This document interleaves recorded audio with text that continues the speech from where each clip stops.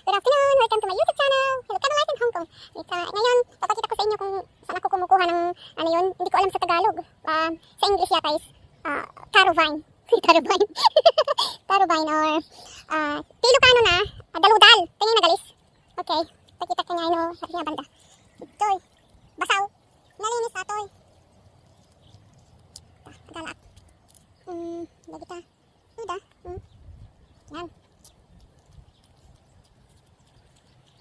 Kasi dahil ate namin, alam gusto ko to.